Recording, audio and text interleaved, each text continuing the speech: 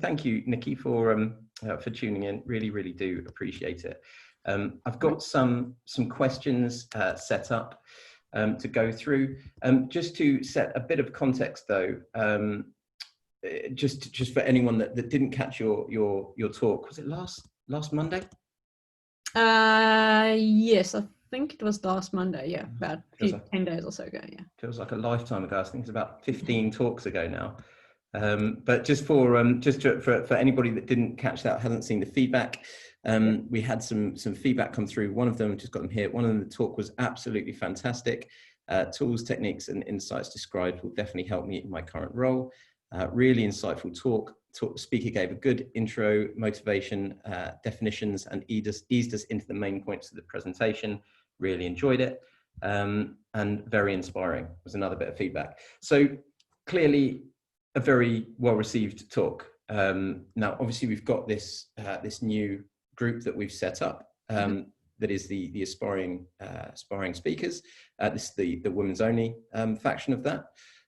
So we just thought we'd bring you on and hopefully handle a few questions that we've had in from people. I will say, coming to this, anybody that's on the call, you're far more important than me here. So if you've got any questions, please shout them out, interrupt me, jump in, or put them in the chat bar as well. This is obviously your opportunity to get as much as you can from this. So I've got some questions prepared, but if you have anything else that you want to know, then jump in. So with that said, Nicki, my first question, this group that we're doing here is obviously to try and encourage people to get onto the speaking circuit. I've seen people throughout my career and working in the LJC in particular, just absolutely skyrocket their career. I'm keen to know from you personally, in what way has getting into speaking changed your life, changed your career, opened doors for you? What impact has it had on you personally? So I think, yeah, it certainly had an impact in terms of, I guess, in one way, kind of getting your name out there so people sort of get to know you and stuff a little bit more. But I mean, I remember when I first started out, I think the first talk I did was, it was for a meetup, and it was for a Neo4j meetup actually. And I was utterly petrified. I was so scared of doing this talk, and I landed up doing it with another guy at the same time. I thought, I can't do this by myself. I need to do this with someone else. And I thought, I don't know if I'm, ever going to be able to kind of do this just kind of off the cuff and do things just sort of naturally. But I mean, over the years, I've landed up doing a few talks, and I think what it certainly helped me to do, I think, in one way, is communicate better with people. So you get feedback from talks as you kind of go along, and it's a great way to learn about actually how well you communicate some of your concepts and things.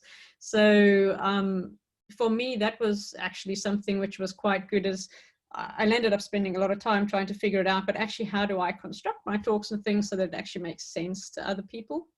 So in one way, I think it really helped. It helped in general with trying to convey concepts and things like that.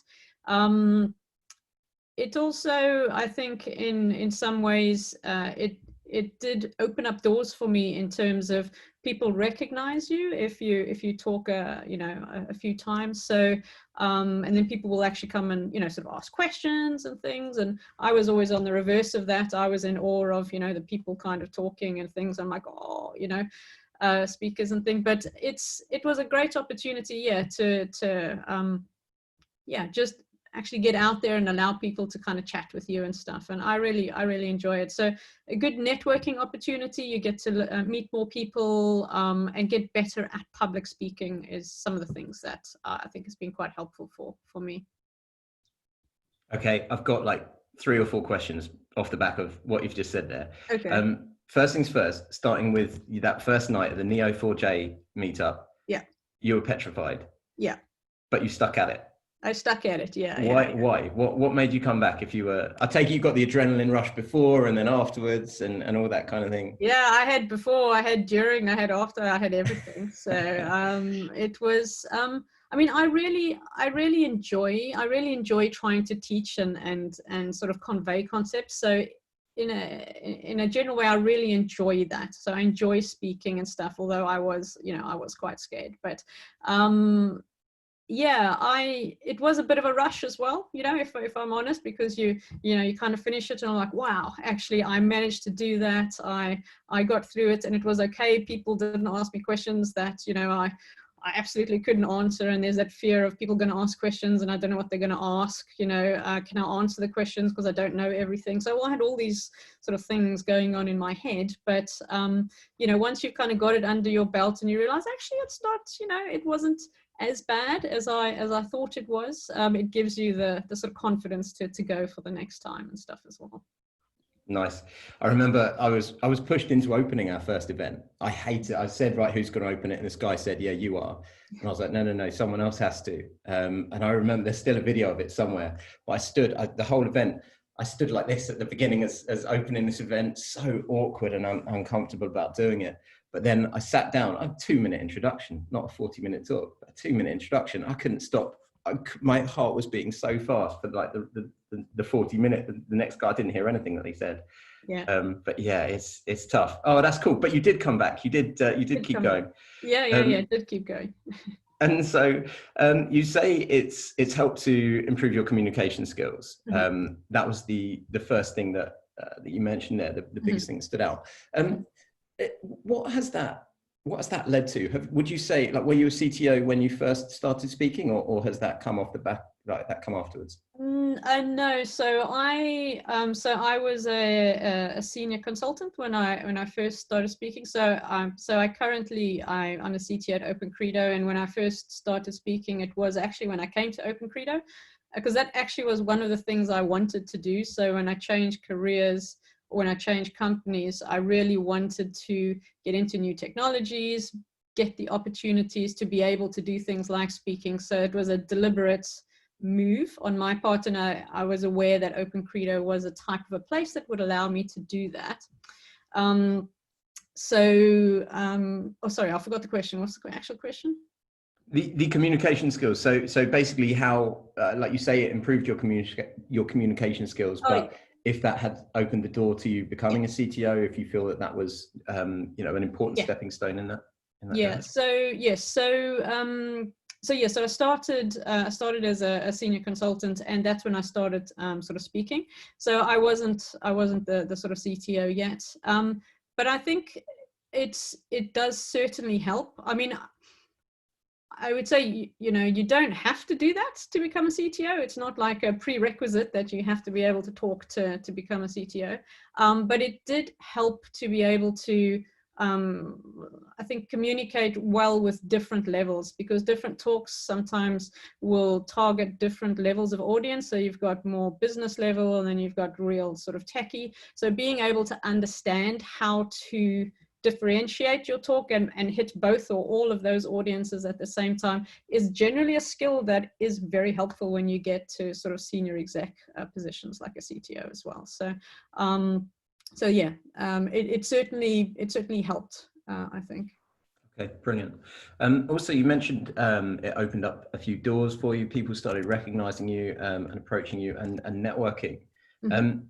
Can you speak to any specific benefit, any specific relationship this has opened up that has had an impact on you at all, or sorry to put you on the spot with that one, so feel free to say pass, but is there anything in particular that stands out where you think networking has led to this or anything?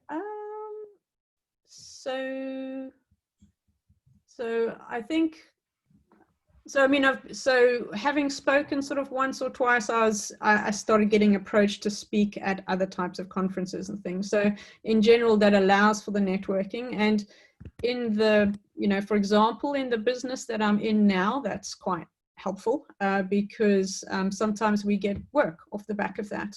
So people will kind of hear a talk and they realize, oh, actually, you know, they've solved this problem and they've done this, and that's very similar to something that we've got. So maybe, you know, let me have a chat and see. So in one way, there's from a sort of company perspective, there's sort of business that comes off the back of that, which as a CTO is important to me.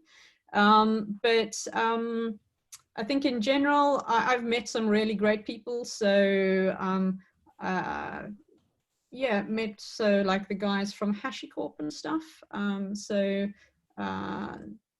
Got quite sort of friendly, I think, with them, and that in itself, you know, opens up doors. I think just having a wide community of technical people that you can sort of chat with just means that, you know, when you've got problems or when you've got anything, you've got a much broader circle of people that you can kind of reach out to, and they kind of know you, or they know at least of you. So even if you haven't met them before, you can maybe kind of reach out and they'll say, oh, I do kind of know you. So there's already that little bit of a breaking of sort of introductions.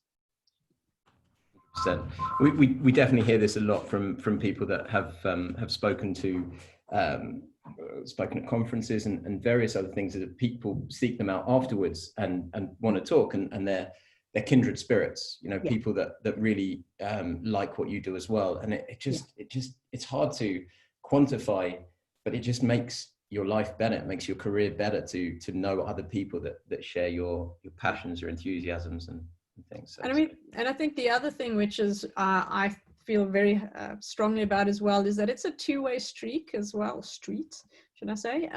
You know, as much as like you're talking and you're kind of giving information, other people have got really valuable feedback to give back as well.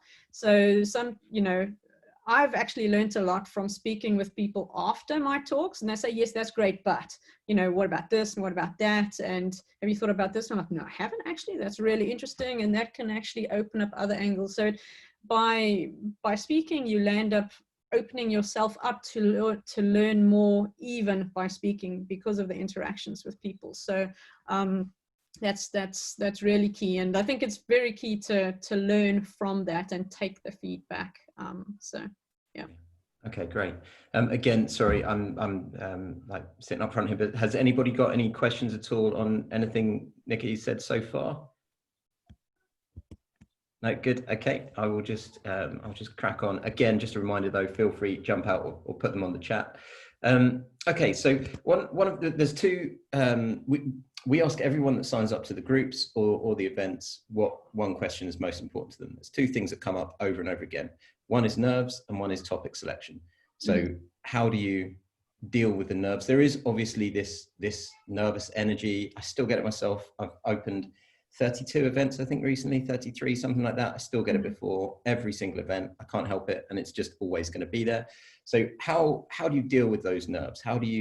Do you have any techniques, or do you have any advice for somebody that hasn't given their first talk because of nerves, that might ease them a little bit, pull them a little bit closer?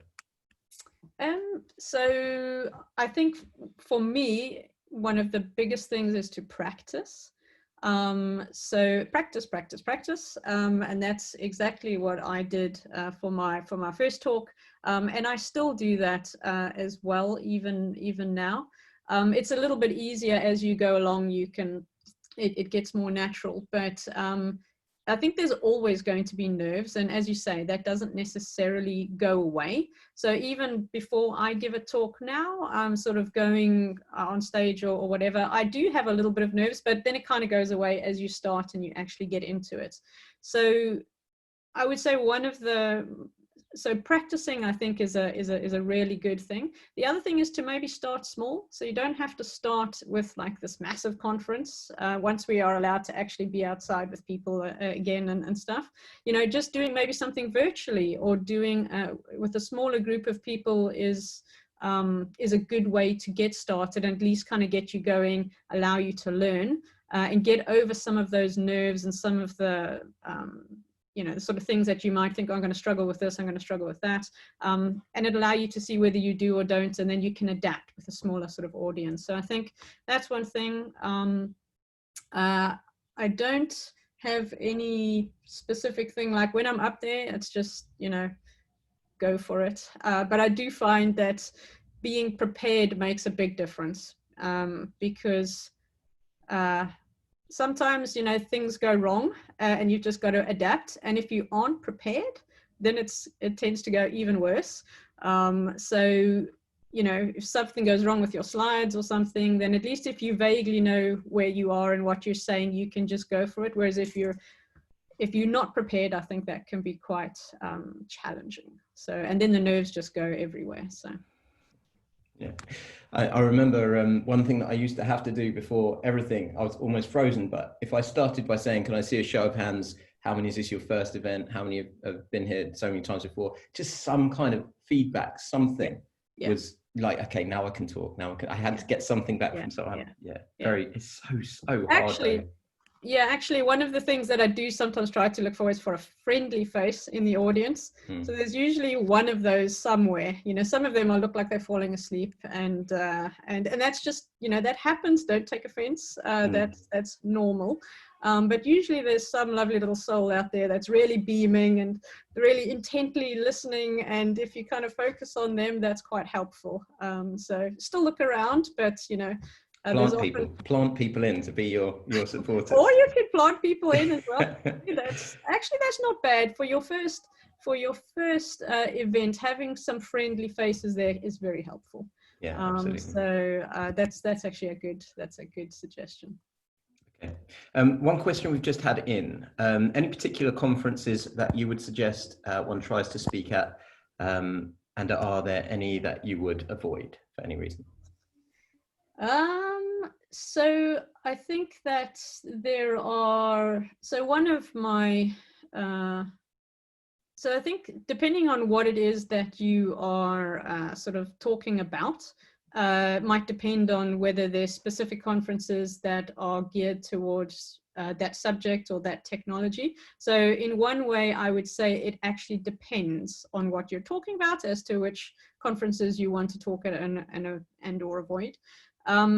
In general, though, for example, some of the ones that I've spoken at, the ones that I think are good are some of the ones that are a bit more broader. So they cover like maybe a few tracks. So it's not just you're only talking about the one technology, you've got quite a wide range of things.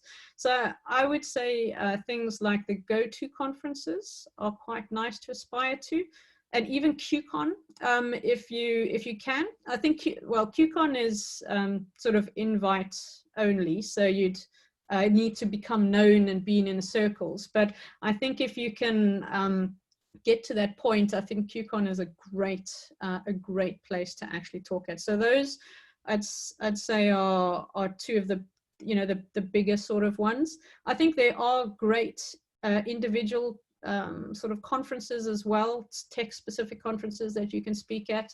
So for example, I've spoken at the HashiCorp conference as well, and they're a lovely bunch, and it's just a nice conference and everything. So in terms of ones to avoid, I haven't necessarily had any bad experiences personally, so I'm not sure I can talk about ones to avoid, but, you know, ones that, you know, give opportunities to everyone. And I think it's important. That's important as well. So I personally haven't had a bad experience anywhere that I'd say, oh, that one is like a no, you shouldn't do that. So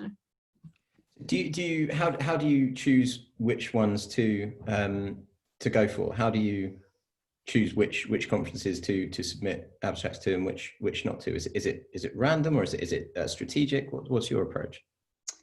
So again, I think it depends on the topic. So I've spoken on a few different type of topics. So for example, some of my talks are a little bit more infrastructure as code, Terraformy, cloudy type focused. And then there's others that are data, microservice, so that there's slightly different sort of categories. So when it comes to the talks, I think it will trying to find conferences that I think it would be well received in, or that would be a good fit for that. So so in one way, it depends on the content as to which one to select. But in general, the ones I've spoken about, so like QCon and the go-tos, are generally ones where you can fit into almost any topic over there. So tend to try and get into those. Sometimes I get requests from like all over the world. So some people from like Ukraine and all over, and I'd love to fly everywhere, but sometimes there's demands on time around that, and you know, sort of what you do. So local ones I quite like, you know, the London and the Europe ones. The American ones are great if you can go out there sort of periodically, but it's just a lot easier to deal with when they're a bit more local, personally. So but I do love a trip to the States as well. So okay, cool. So the next thing, just a reminder as well, I think we've got Nicki, we've got you for another 5 minutes. Is that about right? Well, I think you've got me. I don't know. I think the meeting is it half an hour or an hour? I think we put it in. I don't know. Do you know what? I don't know. I We advertised it for half an hour. So, okay, cool. Got a little bit more, so they can get. Yeah. Good. Okay. So any other questions then, put them in. Okay. So here we go. We've just had one from Rihanna. So for someone who has never given an external talk, what would you recommend they try out first? And Rihanna, are you referring to a topic, that kind of thing? Hi there, I'm Rihanna. I was referring to what kind of talk they try out first. Would you suggest a meetup or a lightning talk, or jump right into a little bit of a bigger audience, or? Yeah, that's a great question, and I think you almost answered your own question. I think I would typically recommend starting like with a meetup, something a little bit smaller. Sometimes that can even be an internal talk for people at your own work. So, for example, one of the things that we do at Open Credo when we were back in the office. So if people are doing talks on a Thursday, everybody comes back to the office, and if they need to practice a talk or they're wanting to try and get into sort of speaking, that's an opportunity to try out and explain and do your talk there. So again, a friendly starting place is a good thing. So either a small thing at your work. I started at a meetup and I thought that was really good.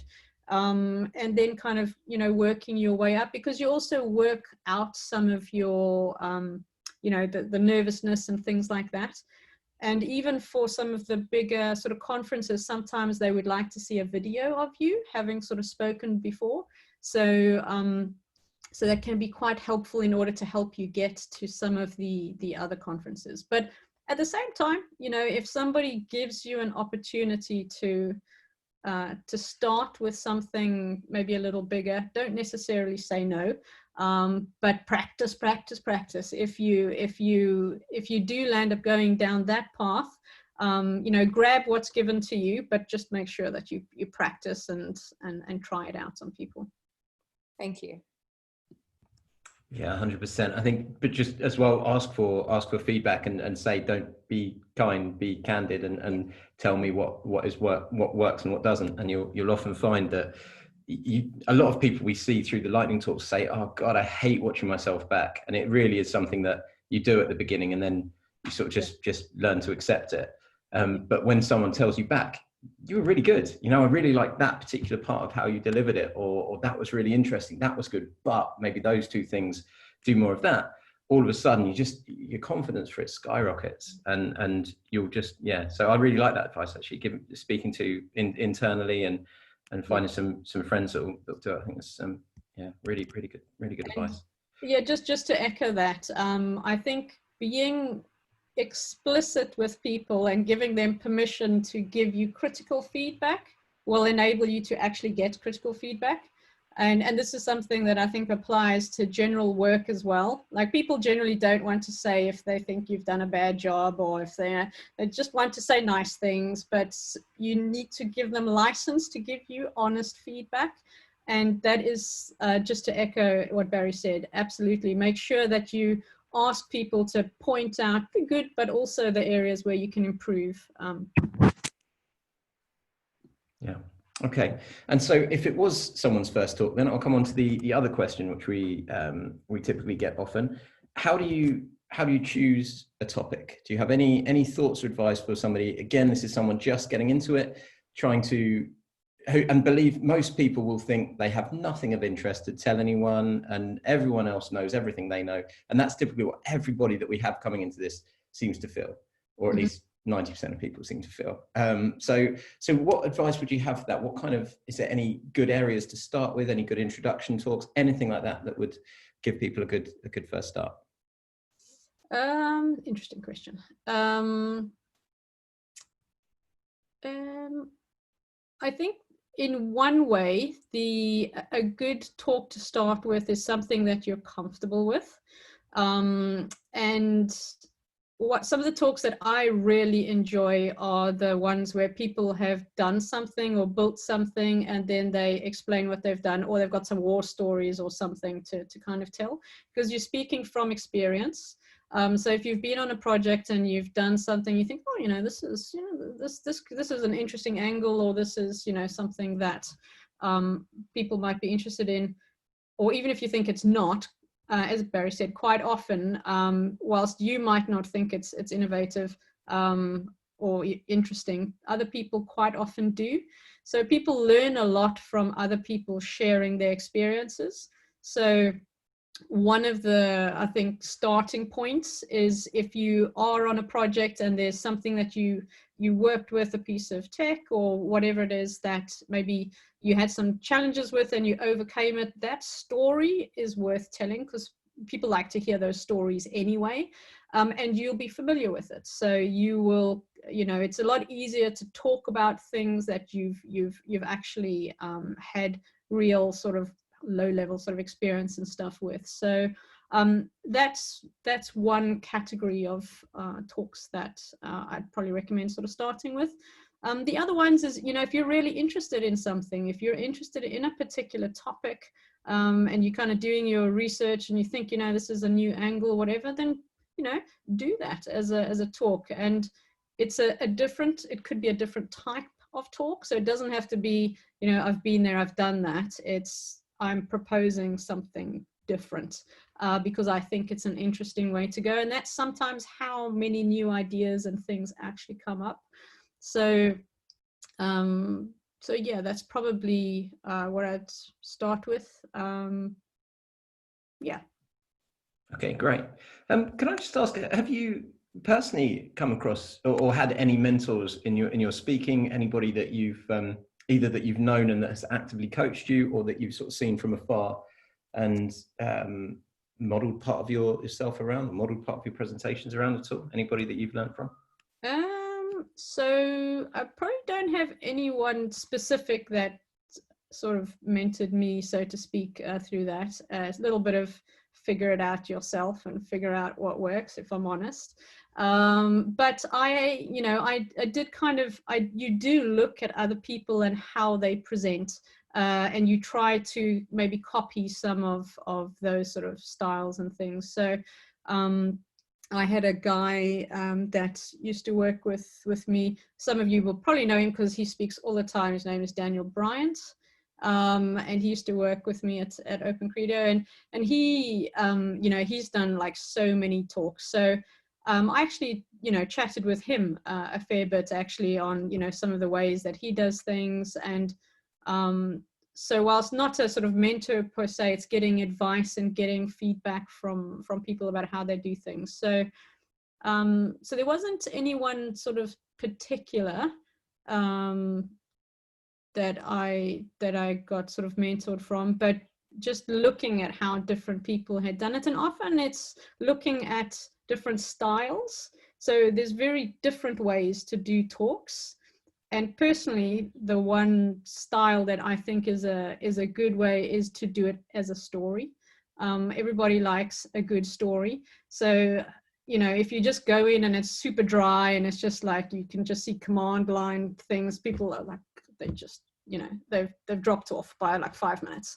But telling a story and having a flow and an arc through your presentation is something that keeps people engaged, and that's what I found with the sort of ones that I've looked at and I've seen that I like, and I try to do that as much as possible in my talks. So that's something I've adopted, I guess, from a variety of different places. We actually had Daniel on Friday. Oh, did you? I don't know, Sarah, were you? I can't remember if you were there or not, but yeah, we had him, and he spoke a lot, and he spoke about building story into your presentations, and he did have a book which escapes me now, but there was a book. Got hundreds of books. He had this one on writing stories that he said has really helped him, because he said that's especially for keynotes, you have to. If you're going to do a keynote, it has to be a story. It can't just be dry. It has to be interesting, and it has to have that narrative throughout. So yeah, and funny enough, I thought of him earlier when you said about, or when we were talking about planting people, because Jim Goff said he likes to have Daniel in the front row because he's all like this with his thumbs the whole time, and huge beaming smile. So yeah, a great guy. I think when you say there as well about speakers, I think it's important that for any new speaker knows that there isn't just one style that you have to kind of, as in a speaking style. Everybody is so different, and you go to any conference, you see everyone has these completely different styles. And I think it's looking at other people and seeing what they do that you like, as you say in there, Nicki, like copying bits that you like, but building it yourself, finding which people you resonate with and which you don't, and letting that impact your style. There are some resources on like giving talks and different styles of talks and things, which potentially can be quite interesting. I don't have them to hand, but I can try and hook them out and send them along, which kind of gives you the high level, like there's the story type there, or there's the, tell them what you're going to tell them, do the middle, tell them again. So there's these type of things which can be helpful as general structures for actually structuring your talk. So that could be helpful actually if you're getting started. Yeah, that would be brilliant. If you could share those resources as well, that would be really good. Conscious that we're past 3. Are you still okay for a few minutes? I'm still all right for a few minutes. Yeah. Okay, cool. Okay, let me grab back to my questions then. So we had a question submitted from somebody that signed up, which was how do you approach any event and conference as a newbie speaker? So do you have any advice that you could share from your experience with that, how to actually go about approaching a conference that you would like to speak at? Obviously, I know you say QCon is invite only, but any of the others where you can submit abstracts? Yeah, so I mean, for quite a lot of them, there are what they call for papers. I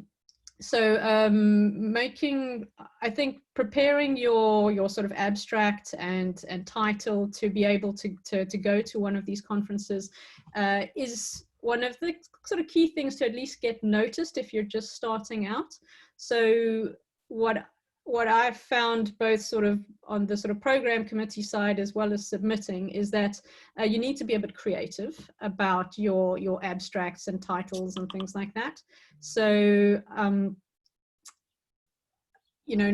sometimes it's good to get feedback from people on whether the abstract is something that, would make them say, oh, I really want to go and hear that, because those are the type of things that people that are looking at the talks, because they often get hundreds of people submitting talks. And if it's just I'm going to talk on how to build a website, then people be like, that's no different. That's, you need to kind of put the reasons and in there why your talk is different. So making sure that you've got a good abstract and ideally a catchy title is a good way to at least get yourself get your foot in the door, and also just to chat to people, because quite often I'd say for the conferences that you might want to sort of approach, you may know some of the people on the program committee or know people who know people on the program committee.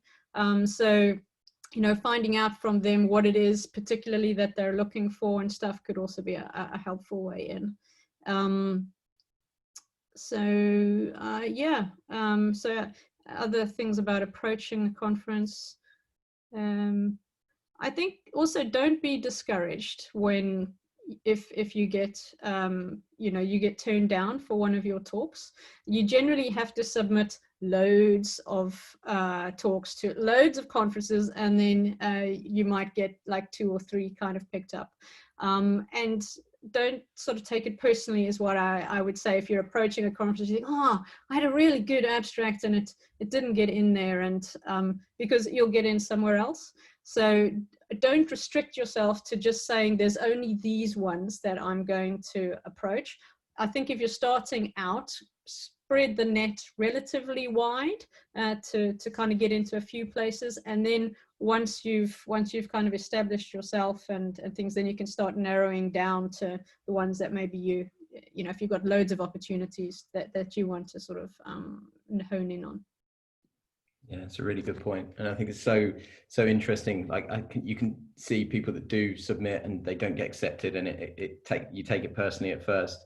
I was reading Robin Moffat, who has spoken for us 3 times recently, and I mean, he speaks everywhere. You know, he's one of these guys, been speaking since 2009. He wrote a piece about this, and he said that I think it was 2018, he had a 58% acceptance rate. So this is somebody that has spoken everywhere, has a ridiculous profile, and still got turned down by almost half the people that he submitted. So that's pretty much best case. But then there is another side to this that you've got to be careful, because Jim Goff was saying that at Java 1, he was desperate to give a presentation. So he submitted 7 proposals, and 5 of them got accepted. So he had to do all 5 at this one thing. So make sure you spread your applications to different ones. But funnily enough, I think he said that he got bitten by the bug at that one, and they absolutely loved it. But yeah, absolutely, just like applying for jobs and CVs, I think exactly as you say, you've got to be so careful with taking anything too personally. Yeah. Just keep going. Don't get knocked down. It's you will get knocked down. That's just how it is. That's life. But keep going, because it gets better. Okay, one final question then, if that's okay. And this is, do you script or bullet point your talking points, or improvise based on what the screen or slide is showing at the time? Do you have any techniques for working with that information? Like how do you, when you're actually giving the presentation, how do you work through the material? So I personally am a big fan of speaker notes. So some people can just look at the slide and off they go and they talk, and it's great. What I tend to like to do is to have some speaker notes that will prompt me for the type of things that I want to say. So, and that will be different to what's on the screen. So one of my top tips is not just to read your slides. So sometimes you get people that will do a presentation and all they'll end up doing is talking exactly what's said on the slides, and that's generally not ideal. So what you really want to do is have the slides have, you know, convey the important sort of main points, but then you need to talk around that. So you need to fill in the blanks and explain the concepts and whatever it is that's on the particular slides. And for that, I like to have speaker notes. So when I'm practicing, and I do practice a lot, you will kind of say it the first time, then you pick out what the main points are that you want to talk about. And I have those as sort of prompts for me in the speaker notes.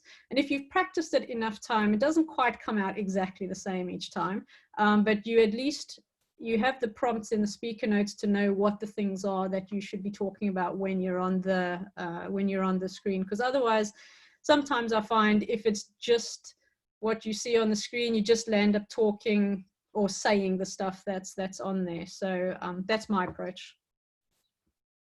Brilliant. Thank you very much. Well, I will let you crack on with your day then. Again, I really appreciate this.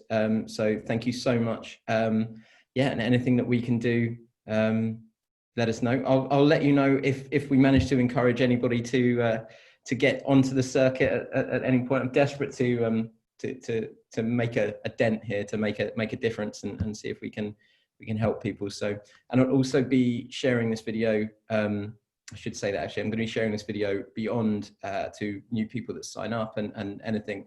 So if anybody has said anything, or if Nicki, if there's anything that you've said you'd like to have removed, then let me know.